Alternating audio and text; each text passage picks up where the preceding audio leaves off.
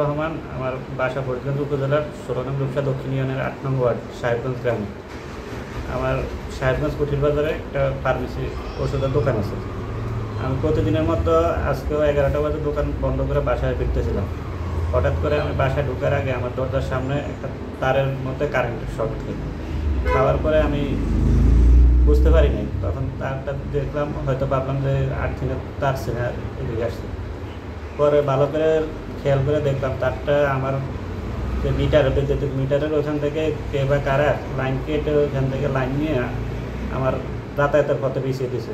একটা ফাঁদ তৈরি করছে যাতে আমি একটা অ্যাক্সিডেন্ট হয় বা আমার পরিবারের লোকজন মারা যায়। এরপরে আমি আশেপাশের চিৎকার দিলে লোকজন আসে, ইউপির সদস্য ফারুক ভাই আসে, উনি এটা দেখে, ট্রিপল লাইনে ফোন দিয়ে বিদ্যুৎ অফিসের লোক আসে লাইনটা বিচ্ছিন্ন করে। এরপর আজকে এই ঘটনাস্থলে গিয়ে ফরিদগঞ্জ থানার এসআই নুরুল আমিন স্যার গিয়ে ঘটনাস্থলে উনি বিস্তারিত দেখে আসেন। তাহলে ঘটনাটা কোন সময় বলেছিলেন? গত রাত 11টা 15 মিনিট আনুমানিক। আপনি মানে এ থেকে দোকান থেকে আপনার বাড়ি ঢোকার সময় তখন কি বিদ্যুৎ ছিল? হ্যাঁ ছিল। আমি তারটা পায়ে লাগার সাথে সাথে বিদ্যুৎ শক খেয়ে মাটিতে পড়ে যাই।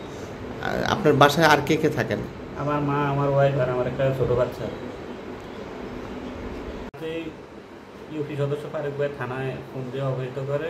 পরবর্তীতে সকালবেলা আমি থানায় আসি, যোগাযোগ করি। ওনারা দুপুরে গিয়ে ঘটনাস্থল পরিদর্শন করে। পরবর্তীতে আমি এসে আমার পরিবার লোকজনের সাথে পরামর্শক্রমে এসে থানায় একটা অভিযোগ দায়ের করি সন্ধ্যার পরে।